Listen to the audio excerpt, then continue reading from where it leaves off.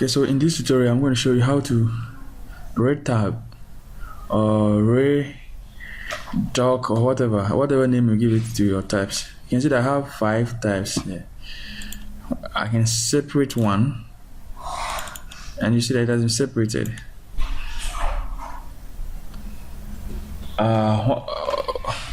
What happens if I want to put it back to where it was? Let me separate this one too. All I have to do, if I click here and bring it here, nothing happens.